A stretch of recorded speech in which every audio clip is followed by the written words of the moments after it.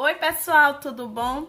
Hoje eu vou ensinar para vocês como é que faz aquele queijo de coalho tipicamente nordestino, queijo de coalho que não derrete, que frita, fica uma delícia.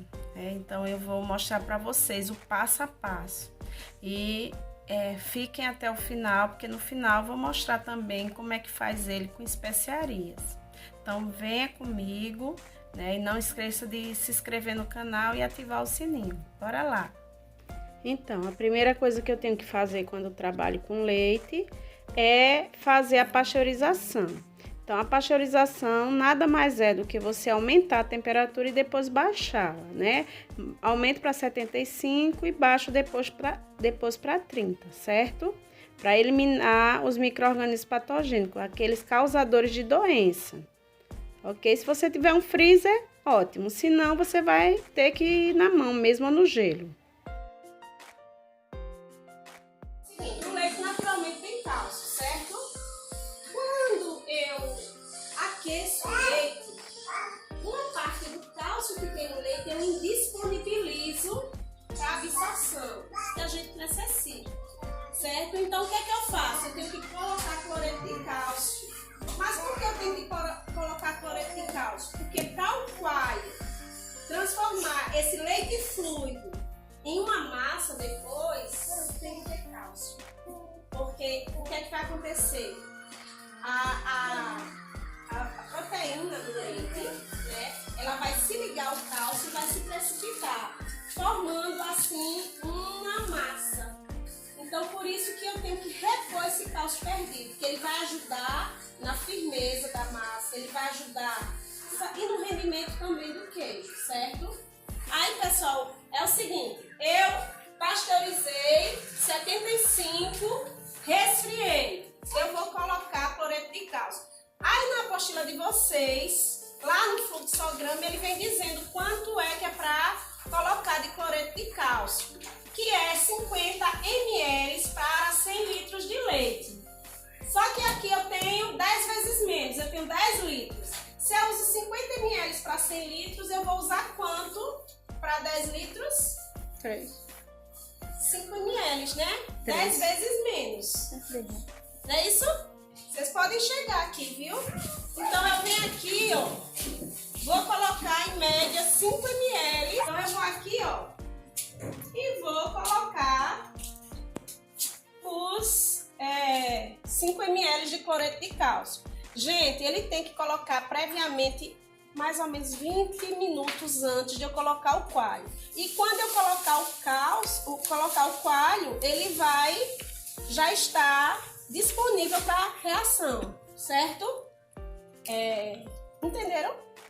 Entendendo. Cloreto de cálcio, qual é a função do cloreto de cálcio? Firmar a massa. Isso. Dá mais cálcio quando ele estiver firme. Isso, porque na pasteurização ele perde um pouco desse cálcio disponível que ele tinha, certo? Certo? Aí o que é que vai acontecer? Eu tenho que ficar mais ou menos com esse cloreto de cálcio 20 minutos. Só que para eu botar o coalho ele é uma enzima. Quem sabe qual é a função da enzima? Ela tem a função de acelerar a reação. Por exemplo, O coalho é mais rápido. se eu não colocasse o coalho aqui, ia demorar muito tempo para se formar um queijo, né? Uma massa. A proteína lá dentro do leite, ela fica protegida. Para ela ficar em suspensão e não ficar separado do leite, né? O leite ele é um composto de várias substâncias, proteínas, vitaminas, sais minerais, mais o que? Carboidratos e gordura, né? Então, para que essa massa, eu tenho que desestabilizar a proteína, porque ela fica lá em suspensão e aí, só que ela, quando vê o cálcio, é tipo assim, se ela vê o cálcio, ela se junta, é que nem um ímã. Proteína chamada caseína. Só que na molécula de caseína, existem vários tipos de caseína. Tem caseína alfa, caseína beta e tem a capa caseína. A capa caseína, ela fica na estrutura externa dessa molécula. Achou? Ela fica na estrutura externa. E aí, o que acontece? Ela fica, tipo, protegendo as outras caseínas da reação com o cálcio. Por exemplo, quando a gente tá com fome, que não tem nada no estômago, chega a ficar tonto. Quando a gente come, o que acontece? Essas enzimas quebram rapidamente as moléculas, né, de carboidrato, retirando a glicose para fazer aquela reação de glicólise, né, onde o pessoal diz assim, eita, desmaiou, dá uma garapa para essa pessoa, porque é muito mais fácil a gente pegar diretamente do açúcar e quebrar. Mas se for de outros carboidratos também, a gente consegue a glicose. Então, da mesma forma, essa enzima, que é retirada do estômago de ruminantes, né, e produzida industrialmente para se fazer o queijo, ela faz essa função de acelerar a reação, mas você também não pode colocar numa temperatura muito alta, porque se você colocar numa temperatura muito alta, o que é que vai acontecer? Você vai inativar a enzima. Inativando a enzima, você não tem reação. Então, qual seria a temperatura ideal para você colocar essa enzima? 35 graus, certo? 35 graus é a temperatura ideal. Se vocês observarem aqui, ó, a gente tá em que temperatura? 42, né? Marcaram o tempo de 20 minutos? Não, né? Não. Que horas são aí, Rafa? Aí tu vai buscar 54. 54, foi uns 4 minutos que a gente botou, né? Vamos botar uns 50. 2h10, eu tenho que já colocar o meu coalho, certo? E aqui eu tô com a temperatura de 45 graus. Então, se alguém quiser vir resfriando o leite, né, fique à vontade. Então, nesse momento, eu vou iniciar a medição do coalho. O coalho, cada fornecedor diz quanto deve ser colocado, porque vai depender da concentração das enzimas. E vou adicionar 5 vezes o volume de água mineral, porque a água de torneira ela tem cloro que pode inativar essa enzima. E aí dou uma mexida rápida e vou deixando a massa descansar para formar a rede e formar a massa. A massa não, o líquido descansar. Então, como é que a gente faz? A gente, ó, levanta aqui um pouquinho e a massa vai se abrir. Tá vendo? Fez isso, já tá bom de corte. E vai na faca mesmo. Então, a gente vai fazer os cortes horizontais, certo? E os cortes vão depender do tipo de queijo que você vai fazer. Então, cortes 1 por 1, 1 centímetro por 1 centímetro. Geralmente são os queijos frescos. Se você vai fazer um corte menor, né? Que a gente chama corte de caroço de milho. Se você for fazer de caroço de arroz, isso quer dizer que você vai precisar de cortes menores. Esses cortes menores é o quê? Esse corte vai ajudar na dessoragem, certo? Então, quanto mais você corta, quanto menor vai ser o tamanho do corte, você vai ter um produto mais dessorado e a massa mais seca, tá certo? Entenderam? Sim. Para que serve o corte? Para dessorar mais a massa, né? E para você ter uma massa mais seca.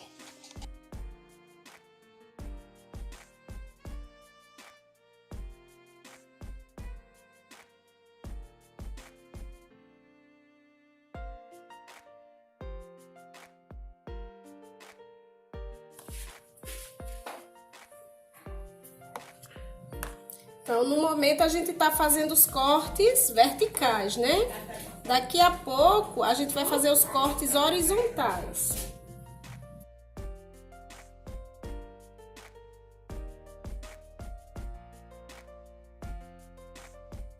Agora, a gente vai fazer os cortes horizontais.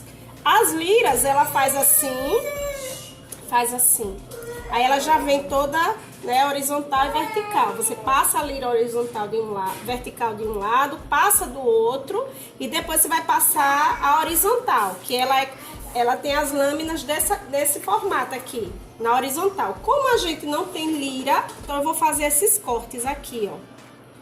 Como se estivesse cortando o bolo para fazer várias camadas, tá certo? Então eu vou, aí faço um cortezinho um pouquinho mais profundo.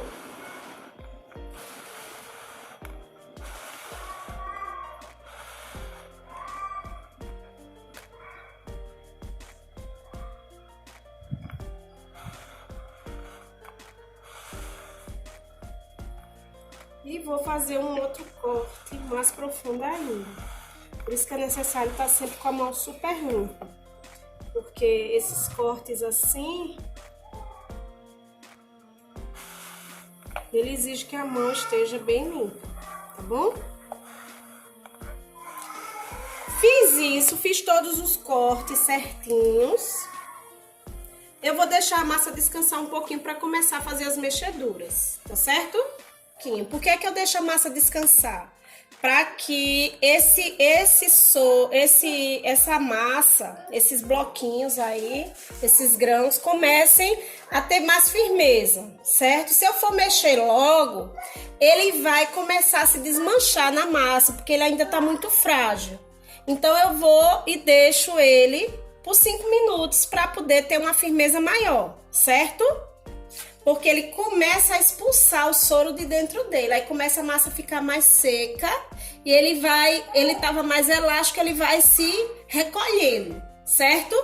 Aí foca aqui minha cinegrafista amadora, tá vendo que ele tá mais firme do que esse, você pode ver aqui. Viu que ele tá bem mais firme? Aí o que é que eu vou fazer? Eu vou começar a primeira mexedura. Na primeira mexedura, eu mexo 5 minutos, descanso 3, certo? Na segunda e terceira, são 3 mexeduras. Pra que eu faço isso? Para que eu possa começar a expulsar o soro de dentro da massa sem desmanchar os coágulos formados, certo? Então, como é que eu mexo? Que é um bebê recém-nascido, né? Então, eu vou ter o máximo de cuidado, ó. Fazendo um 8... mas só que uma delicadeza que parece uma criança. Então, vamos marcar aí 5 minutos. 5 minutos. E depois eu deixo descansar 3. Bem delicado. Alguém quer vir aqui? Bem delicado. É um bebê recém-nascido, tá? Então, aí eu faço isso a primeira, a segunda, a terceira. Né? Na terceira, os grãos já vão estar bem mais secos. Aí eu tiro uma parte do soro, né, para poder fazer o cozimento da massa. Por quê? Porque esse cozimento da massa é que vai fazer com que o meu queijo derreta ou não, certo? Então eu vou tirar uma parte, né, botar aí na panela, como vocês estão vendo, e vou esquentar esse soro.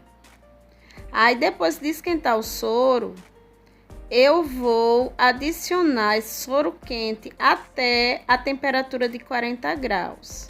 Porque aí eu vou fazer o cozimento da massa. Chegou 40 graus, eu mexo um pouco mais rápido, né? Porque essa massa já vai estar mais firme. Vou mexer um pouco mais rápido. E aí, depois eu faço... eu vou tirar uma maior quantidade de soro. Vocês podem observar que aí, ó, chegou em 40 graus. Por que que eu não posso passar muito dos 40, 42 graus? Porque senão meu queijo... Vocês já comeram aquele queijo de coalho que parecia uma borracha? Parecia que vocês estavam comendo borracha. Então, por isso que eu não posso passar muito de 40 graus. Então, fez isso, tirou uma quantidade de soro, vou pesar o sal. O sal, normalmente, eu boto 2% do total do leite. Se são 10 litros, aí eu botei 100, mas o ideal é botar 200, porque 100 ficou meio insosso. Boto 200, aí tiro uma boa quantidade, ó, de soro, e aí coloco o sal. Nesse momento, eu vou mexendo também. Depois que eu boto o sal, eu mexo 10 minutos para que a massa ela absorva esse sal e ela fique numa quantidade boa de sal. E aí, depois dos 10 minutos, eu vou fazer a total dessoragem para poder colocar minha massa nas formas. São formas próprias. Eita, eu não tenho forma própria igual essa. O que é que eu faço? Eu posso pegar uma forminha de sorvete, aquelas caixinhas de sorvete, perfurar todinha e botar um paninho assim, ó. Paninho de murim, né? E aí eu vou depois colocar um peso em cima para que essa massa ela possa dessorar. Aí depois ela vai para a prensa, ó, essa prensa manual, né? Onde vocês estão vendo que tá dessorando. E aí fica meia hora. Depois de meia hora eu vou viro o queijo e fica mais 2 horas. E aí eu já posso desenformar, ó, e ficou esse queijo lindo. Lindo e gostoso, viu? E além do mais, como muitas pessoas gostam, esse queijo eu posso fritar, que ele não vai derreter, porque ele foi cozido, né? Uma massa semi-cozida, ó. E aí o queijo não derrete de jeito nenhum. Fica muito bom. Vamos fazer, hein? Vocês fazem, me diz como ficou. E aí, depois deixam também aí o seu like no final. Gente, onde é que eu compro o material? Você pode comprar o material em casas de... qualquer casa que vende produtos para laticínio. Além disso, você pode também incrementar seu queijo, sua massa de queijo. Depois você dessora, coloca o sal. Aí lá no final você pode botar ou pimenta calabresa, ou orégano, ou alguma outra especiaria que você desejar. Também fica uma delícia. Fica bom, gostoso e você pode até ganhar um dinheirinho se você tiver muito leite à sua disposição. Não esqueçam, hein? Deixe seu like, se inscrevam no canal.